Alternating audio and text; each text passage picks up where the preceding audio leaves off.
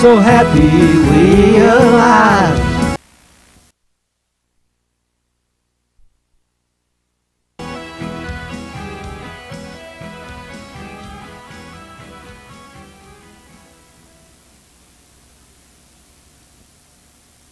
Enthusiastic about something else. We can do that. We can do that.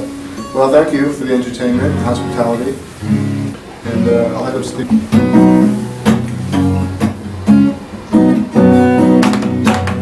Went down to Macon, the town I grew up from, down to Rose Hill Cemetery, Dwayne and Barry run. Yeah. Dwayne and Barry run. Candy's got a problem protecting their respect, while the greedy grabbers get what they can get.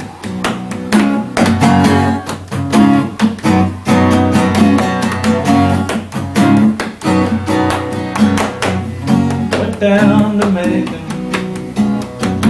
town I grew up from, down to Rose Hill Cemetery, where Dwayne and Barry run.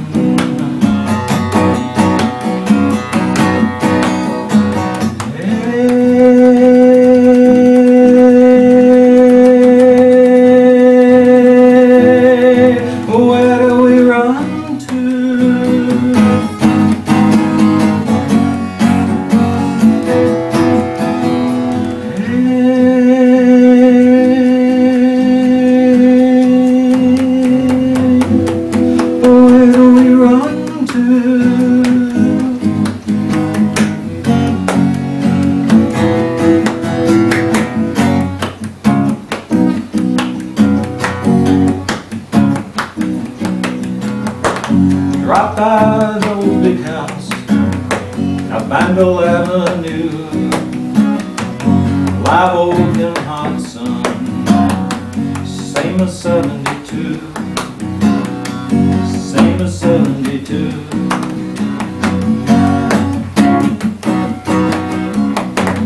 Peek through the window, above the window pane, everything was so different, yet everything's the same.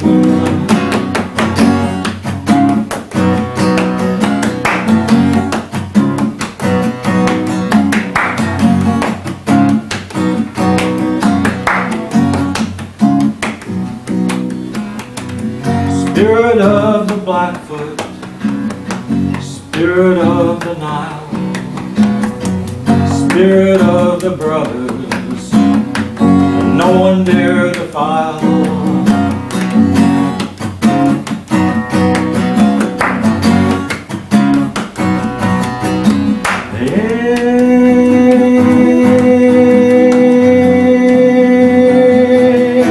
Where do we run to?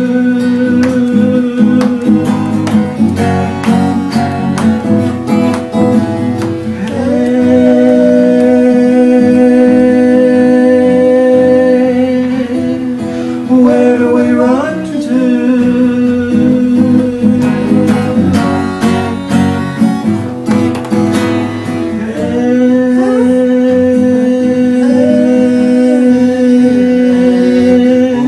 Where do we run to?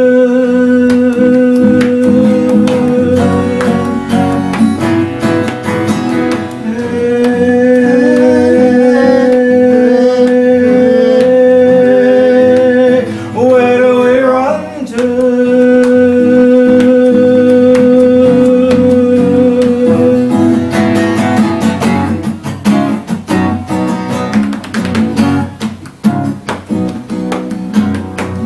Climb back in the saddle, across the river town.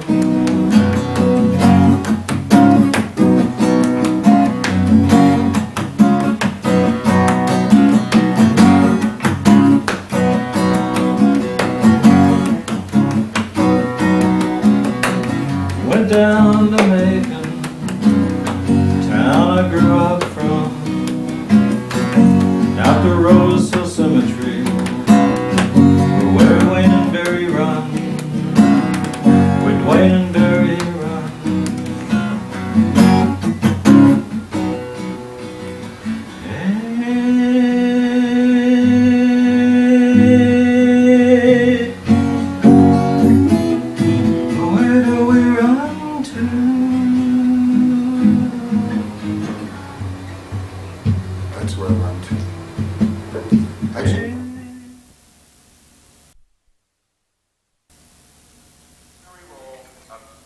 consumer lobby for cannabis users, which means that since the advent of mass, warrantless, and at times random drug testing by government and private employers, circa 1985, those tens of thousands of calls are logically placed to NORML.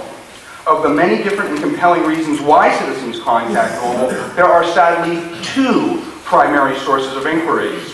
One, citizens arrested on cannabis-related charges. With an arrest every 45 seconds, NORML's 9 lines never stop ringing.